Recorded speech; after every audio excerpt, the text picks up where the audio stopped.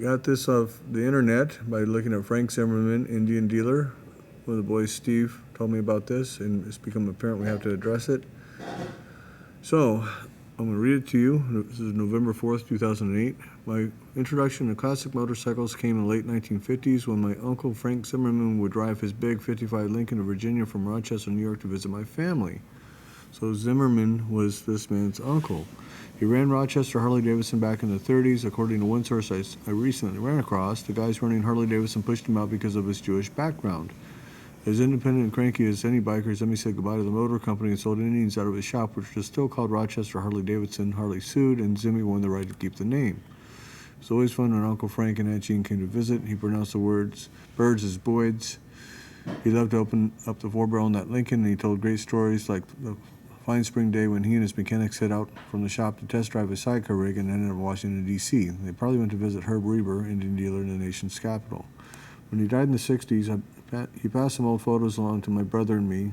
Thought you would enjoy them. There's a shot of his shop in the mid-1930s. The RL of the door bears 1935 colors, and a photo or two from a hill climb at Yost Farm, probably in the Rochester area, May 1946. To Zimmie's left are two AMA Hall of Famers, Howard Mitzel, 8-time hill climb champion, and Herb Reber, another hill climb star. The other photo is probably older, a hill climb rider on a Super X. It looks a little bit like Zimmie. I like to think it is. So if anybody has more information about Zimmie or Rochester HD, love to hear it. Bought my first bike in Indian Chief in 1960. I was 16. Walt Greenwood. So here's the pictures here.